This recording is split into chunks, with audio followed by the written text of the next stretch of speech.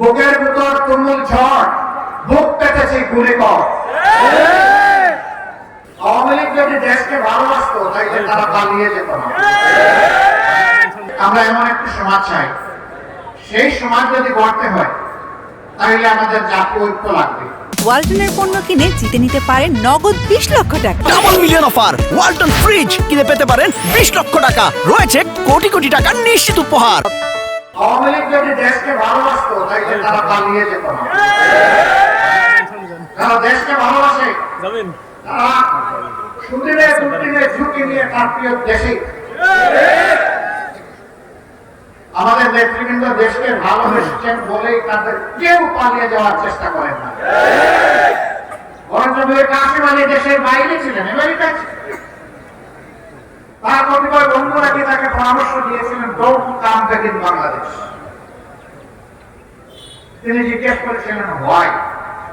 তারা বলেছিল আপনার শীর্ষ নেতৃবৃন্দের সাথে যে নিষ্ঠুর আচরণ করা হচ্ছে, আপনি আসলে আপনার সাথেও করা হবে।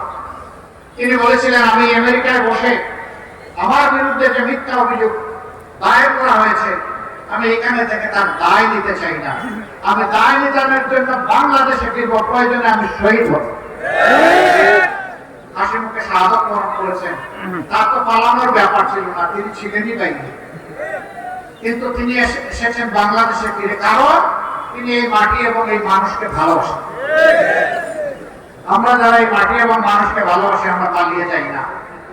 তারা লুটে ফুটে বাংলাদেশ খেয়েছেন, বিদেশে তারা second home, third home, fourth home বানিয়েছেন। বাংলাদেশের সম্পদ বিদেশে পাচার করেছেন, দেশ তারা ধ্বংস করেছেন। দৃশ্যমান কিছু উন্নতি তারা করেছেন, যে জায়গায় 1 লক্ষ টাকা দিয়ে উন্নতি করা যেত, উন্নয়ন করা যেত, সেখানে 5 লক্ষ টাকার বাজেট তারা নির্ধারণ করেছে। 1 লক্ষ কাজে লেগেছে, 4 লক্ষ তারা বিদেশে পাচার করেছে। আমরা জানি আমাদের কর্মীদের অন্তরে কষ্টের আগুন, ঘৃণার আগুন ধাউ ধাউ করে যাচ্ছিল। যেভাবে আমাদের নেতৃবৃন্দকে নিষ্ঠুরভাবে হত্যা করা হয়েছে, এইভাবে অন্য কোন দলের শীর্ষ নেতৃবৃন্দকে হত্যা করা হয় না। আমাদের নিবন্ধন জায়গাগুলো কেড়ে নেওয়া হয়েছিল, আমাদের অফিসগুলো তালাবদ্ধ করে রাখা হয়েছিল, আমাদেরকে শেষ পর্যন্ত দিশাহারা সরকার বেদিশা হয়ে নিষিদ্ধ ঘোষণা করেছিল। এই কাজগুলো কারো ব্যাপার করা হয় নাই। আমরা গতকাল সাক্ষী হয়েছিলাম, একমাত্র জেলা ঝালমুড়ি মিটাতে গিয়ে বাংলাদেশ জামাতে ইসলামের নেতৃবৃন্দের বাড়িঘর বুলডোজার দিয়ে খতম করে দেওয়া হয়েছে। এটা অন্য কোন দলের ক্ষেত্রে ঘটে নাই। তাহলে আমাদের কষ্টের মাত্রাটা কেমন ছিল চিন্তা করুন। কিন্তু আমরা বলেছি না, আল্লাহ তাআলা একটা ইতিবাচক পরিবর্তন এনে দিয়েছেন। হিংসার রাজনীতির বিস্তৃতি আমরা ঘটাতে চাই। আমরা চাই প্রিয় দেশ শান্তি শৃঙ্খলার দিকে ফিরে আসুক, মর্যাদার সাথে মাথা উঁচু করে দাঁড়া। শাসন ক্ষমতায় যারা থাকবেন তারা যেন আল্লাহ এবং জনগণের কাছে দায়বদ্ধ থাকে, এমন একটা দেশ আমরা চাই। আমাদের সন্তানদের স্লোগান ছিল বুকের ভিতর তুমুল ঝড়, বুক পেতেছে গুলি কর।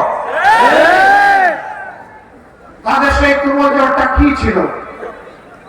তাদের তুমুল ঝড় ছিল, তারা ছিল চরম বৈষম্যের শিকার। সেখানে ছিল মেরি জেনোসাইড, তাদের মেধাকে হত্যা করা হয়েছিল। এই সরকার মেধা স্বীকৃতি দেয়নি, মেরিটোক্রেসিকে পরাজিত করে পলিটোক্রেসিকে তারা বিজয়ী করেছিল। তারা পলিটিক্স এবং আওয়ামী পলিটিক্সের বাইরে যেতে পারে না। সম্মানিত ভাইয়া, আমাদের সন্তানদের সেই বুক চিতিয়ে বলে দেওয়া দৃশ্যকে আমরা ভুলে যাব না। তাদের প্রতি আজীবন আমরা সম্মান প্রদর্শন করব। মুখে সম্মান বললে হবে না। তারা যে বৈষম্যহীন সমাজের জন্য লড়াই করেছিল, ওই সমাজটা যদি আমরা গড়তে পারি তাহলেই তাদের প্রতি সত্যিকারে সম্মান দেখানো হবে। এই জন্য বাংলাদেশ জামাত ইসলাম চায় একটা বৈষম্যহীন সমাজ, যেখানে নিচতলায় আর গাছতলায় ওরকম মানে মাথা, গাছের মাথা আর তার নিচ এত ব্যবধান থাকবে না। সমাজের মানুষ যার যার জায়গায় তার বৈধ অধিকার ভোগ করবে। অধিকার পাওয়ার জন্য তাকে রাজপথে আর রক্ত জড়াতে হবে না, বরঞ্চ অধিকার তার ঘরে চলে যাবে। আমরা এমন একটি সমাজ চাই, সেই সমাজ যদি গড়তে হয় তাহলে আমাদের জাতীয় ঐক্য লাগবে, আমাদের সমাজকে দুর্নীতি মুক্ত করতে হবে, আমাদের সমাজে সামাজিক সুবিচার কায়েম করতে হবে, আমাদের সমাজকে মানবিক সমাজে পরিণত করতে হবে, আমাদের জনগণের বিশেষ করে আমাদের যুবকদের হাতকে কর্মীর হাতে পরিণত করতে হবে।